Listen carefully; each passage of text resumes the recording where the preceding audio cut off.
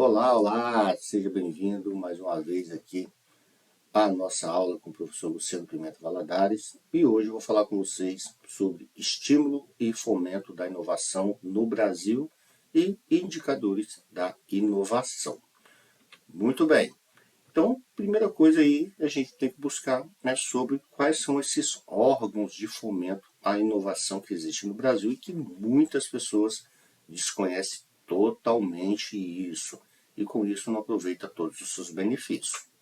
Bom, o fomento à inovação no Brasil é aplicado com base no portfólio de apoio à pesquisa, ao desenvolvimento e à inovação. Os incentivos podem ser tanto para fins fiscais como para subsídios, tendo a finalidade de eleger a competitividade e a produtividade da economia. Então, não é fomentar porque acha bonitinho ajudar os outros. Não, tem todo um macro sistema que vai depender aí de inovação justamente, né, das empresas darem certo e da gente trazer benefícios à própria população. Bom, existem aí os mecanismos de apoio financeiro à inovação segundo fontes. Bom, e aí fontes traz aí o seguinte, então a gente tem aí, né, o apoio indireto, ou seja, incentivos fiscais, é aquele que você deixa de contribuir, contribui menos aí com alguma parcela de imposto, justamente para que isso você possa reverter em inovação. E tem o apoio direto, que é a captação de recursos, recursos humanos, financeiros e financiamentos. Então, dentro desse meio aí, a gente vê que direta ou indiretamente o governo aí ele pode estar buscando ajudar as empresas, não necessariamente dando dinheiro, mas às vezes deixando de arrecadar o dinheiro das empresas aí que estão inscritas nos programas de inovação. Bom, agências de fomento. Então, existem inúmeras agências aí para fomentar a inovação no Brasil e nós vamos ver alguma delas aí. Então, a gente tem políticas e fomento à inovação, que são agências voltadas para a implementação de políticas públicas destinadas ao fomento da pesquisa científica e tecnológica, à formação de recursos humanos, ou seja, muitas vezes aí pagando mestrados, doutorados, e a expansão e a consolidação da pós-graduação. Contemplam financiamento de longo prazo e custos competitivos e promovem e financiam a inovação. Vamos ver algumas delas aí então. A gente tem o MCTIC, né, do Ministério da Ciência, Tecnologia, Inovação e Comunicações, CNPq, que é um pouco mais conhecido, Conselho Nacional de Desenvolvimento Científico e Tecnológico. A gente tem aí a CAPES também, que dão muitas bolsas aí, que é a Coordenação de Aperfeiçoamento de Pessoal de Nível Superior. A gente tem também o BNDES, Banco Brasileiro de Desenvolvimento Econômico e Social, que também está fomentando aí novas empresas, né? Chega lá com um plano de negócios bacana, tal, os caras emprestam grana para que as empresas possam inovar no Brasil. FINEP, né, a financiadora de estudos e projetos vinculada ao MCTIC. Temos aí as fundações de amparo à pesquisa, agências estaduais de fomento à pesquisa científica e tecnológica no Brasil. Bom, além dessas políticas de fomento à inovação, a gente tem também aí os investidores que também ajudam quando o negócio é inovação. Então, são agências responsáveis por desenvolver uma estrutura institucional para o desenvolvimento do capital de risco e a propagação de investimentos e para acelerar a criação de empresas, além de concederem empréstimos em dinheiro e fazerem operações de cooperação técnica não reembolsáveis. Então aí a gente tem a ABVCAP, Associação Brasileira de Private Equity e Venture Capital. Temos aí a Floripa Angels, organização sem fins lucrativos, que busca priorizar, desenvolver e promover o mercado de investimentos em empresas recém-criadas ou acelerar a criação de empresas que estejam em fase pré-operacional. Temos aí também as Angels Club, que é um clube privado que, por meio de uma plataforma facilitadora para a realização de negócios, permite que empreendedores de todo o país encontrem investidores para seus projetos a fim de movimentar a economia de forma proativa e multiplicadora. Temos aí também a SP Angels, associação formada por profissionais que têm interesse em investir capital financeiro e intelectual em empreendimentos nascentes no estado de São Paulo. Temos aí a IADB, o Banco Interamericano para Desenvolvimento, concede empréstimo em dinheiro e faz operações de cooperação técnicas não reembolsáveis. Isso é legal, tá? Né, o dinheiro que vem, não tem que voltar, então toda aquela coisa, né, que a gente entende. Bom, além então das agências fomentadoras e investidores, a gente tem também aí o empreendedorismo por si só. Então, essas são agências responsáveis por apoiar a abertura e a expansão de pequenos negócios, a formação de recursos humanos e a prestação de serviços, como assistência ao setor produtivo, bem como oferecer educação profissional destinada à formação e à preparação desses trabalhadores. Então a gente tem aí a mais conhecida delas, o SEBRAE, entidade privada e de interesse público, apoia a abertura e a expansão de pequenos negócios por meio do empreendedorismo.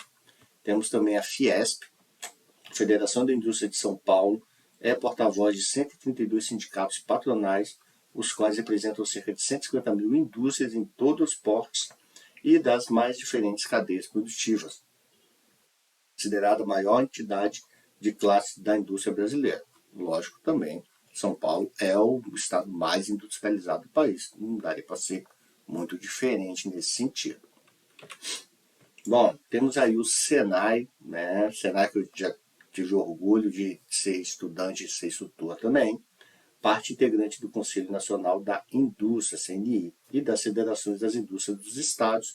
Aqui no estado do Espírito Santo, onde eu falo com vocês, aqui a gente tem a FINDES, né? O Serviço Nacional das Indústrias apoia áreas industriais por meio da formação de recursos humanos e da prestação de serviços, como assistência ao setor produtivo, serviços de laboratório, pesquisa aplicada e formação tecnológica. Temos também o SENAC, né, parte integrante também do Conselho Nacional do Comércio e Serviços Nacionais de Comércio, oferece educação profissional destinada à formação e preparação de trabalhadores para o comércio, né, para os serviços aí. Bom, agências de inovação nas universidades, também não é uma prática tão conhecida no Brasil, mas mundo afora se faz muito. Então, são agências responsáveis por estabelecer estratégias de relacionamento com setores públicos e a sociedade, dando suporte à criação, ao intercâmbio e evolução e às aplicações de novas ideias em produtos e serviços, fortalecer parcerias, disseminar conhecimento voltado para o progresso nacional, além de identificar oportunidades e incentivar a inovação. E aí no Brasil a gente tem a agência da USP, a agência de inovação da USP coloca o conhecimento gerado na universidade à disposição de quem precisa e, ao mesmo tempo, traz para a universidade experiências externas. Temos a Inova Unicamp, a agência de inovação da Unicamp, que tem como objetivo estabelecer uma rede de relacionamentos da universidade com a sociedade para incrementar as atividades de pesquisa, ensino e o avanço do conhecimento. Temos também o Núcleo de Inovação Tecnológica da UFPE, Universidade Federal de Pernambuco. A Positiva é uma unidade que promove a convergência entre as competências técnicas e científicas da universidade e das demandas da sociedade civil, gerando interações baseadas na confiança para a contínua produção e disseminação do conhecimento, visando o progresso social. Uma outra questão aí é a Agência da Inovação da UTF de Paraná. A Agência de Inovação da Universidade Tecnológica do Paraná tem como objetivo identificar oportunidades e incentivar a inovação como nicho de mercado por meio da transferência de tecnologia amparado pela proteção intelectual. Bom, então a gente vê aí, né, que tem muitos órgãos aí de fomento à inovação. Aí a questão é, por que as empresas não conseguem chegar nesses órgãos? Muitas vezes porque não conhecem. E aí, nós, né, que estamos aí buscando, aumentando as nossas competências, temos aí, né, uma missão de estar informando, de estar trazendo, de estar buscando os pequenos aí para dentro dos negócios, para dentro desse mundo, para que eles conheçam que existe aí a possibilidade de melhoria contínua através de fomento no Brasil também, né, que vai ajudá-los aí a crescer. A gente precisa de ter MEIs, micro, pequenas empresas fortes para o país se tornar cada vez mais forte. Bom, vamos falar agora sobre o programa de fomento à inovação. Então, as políticas públicas no Brasil, de inovação no Brasil, são regulamentadas por lei, mas não são fomentadas por renúncias ou incentivos fiscais. Ou seja, as empresas ou organizações são subsidiadas por meio da não arrecadação de percentuais devidos aos cofres públicos de formas de impostos e taxas. Trata-se de leis de incentivo à pesquisa, ao desenvolvimento e à capacitação tecnológica. E aí cabe a gente ficar por dentro do seguinte: para solicitar apoio a algum programa de incentivo ao fomento da inovação, é preciso identificar a linha mais adequada à sua empresa, submetendo à instituição empresa escolhida um projeto para aprovação. Esse processo de apoio muitas vezes é uma tarefa difícil e burocrática. Depois que a empresa recebe o investimento, é necessário organizar-se para cumprir o cronograma de ações e a prestações de contas. E aí, é óbvio, né, a gente culmina lá, então, cai no arcabouço de ter indicadores, né? Então, indicadores nacionais de ciência, tecnologia e inovação, para que a gente possa entender como está o nosso país nesse sentido. E aí, os indicadores nacionais de CTI agregam dados de diversas fontes para promover uma visão global do Sistema Nacional de CTI, Ciência, Tecnologia e Inovação, e dos seus diversos atores ligados ou não ao governo federal, nas suas várias dimensões, permitindo a comparação com outros países e a realização de análises variadas das políticas de CTI. Bom, indicadores adaptados de Brasil, tá? Então, recursos aplicados. Então, são os principais indicadores da área da ciência e tecnologia, incluindo investimentos em pesquisa e desenvolvimento, públicos e privados, e em entidades científicas e técnicas correlatas, públicas. No MCT, os indicadores são apresentados segundo diferentes domínios e perspectivas. Existem os recursos humanos também, reúne os indicadores básicos que permitem dimensionar a capacitação e a capacidade de pesquisa de um país. Inclui o número de pesquisadores de graduados e titulados com graus de mestre e doutor, segundo as áreas de conhecimento e distribuição geográfica. Temos aí também as bolsas de formação, são as concessões de bolsas de formação, são importantes instrumentos do governo com vistas ao apoio ao desenvolvimento das atividades científicas e tecnológicas, envolvem diversas modalidades de bolsas concedidas pelas principais agências de fomento no Brasil. E se você está ligado no noticiário, né, a gente sabe que os últimos 4 anos não foram bons para pesquisa e inovação no Brasil, né? Muitas dessas bolsas não foram pagas, foram retiradas, programas cortados, e agora a gente está aí tentando voltar a fazer pesquisa no Brasil. Temos aí a produção científica, né? Ela reflete a contribuição do Brasil para o avanço da ciência e da tecnologia por meio de número de trabalhos científicos publicados em revistas indexadas, em um quadro comparativo de países segundo a área de conhecimento. Daí a importância, né, de você estar escrevendo artigo, descobrir uma coisa nova, faz um artigo, escreve, publica numa revista séria, né? Tem várias aí que são gratuitas, algumas são pagas, é claro, mas que podem aí contribuir para esse indicador no Brasil, né? Talvez você nem saiba disso, mas ajuda demais esses indicadores aí quando você produz no Brasil, você coloca coisas. Lembrando que, né, isso pode ir para o mundo afora e quem sabe aí talvez está o seu futuro num simples artigo aí de 8, 12 páginas que você vai escrever. Bom, temos aí as patentes também, né? São considerados indicadores relevantes para se avaliar a capacidade de um país transformar conhecimento científico em produtos e inovações tecnológicas.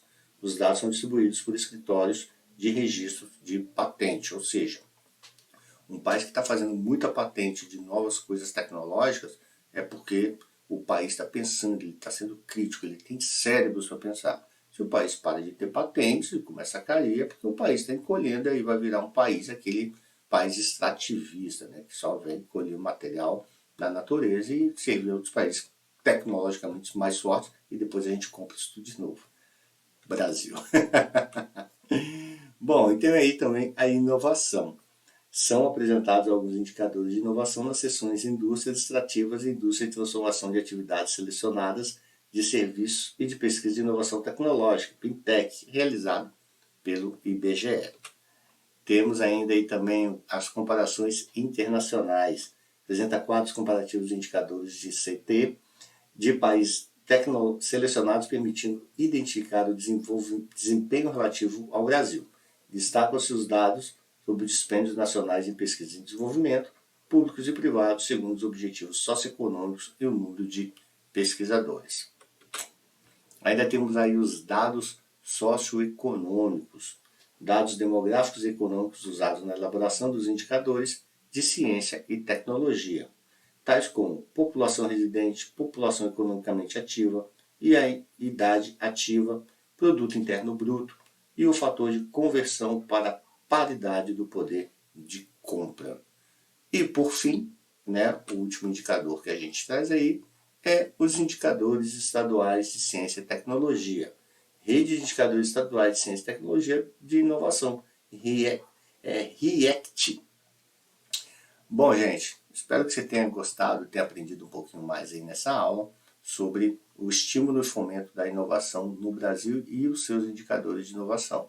Espero que você tenha gostado, continue pesquisando no assunto e quem sabe você com a sua empresa vai estar podendo estar aí buscando algum desses fomentos e tornar os nossos indicadores cada vez maior.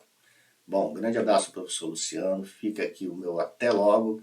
Não deixe aí de curtir ou deixar seu comentário aí e se inscreva no canal para mais novidades. Tchau, tchau. Fique com Deus.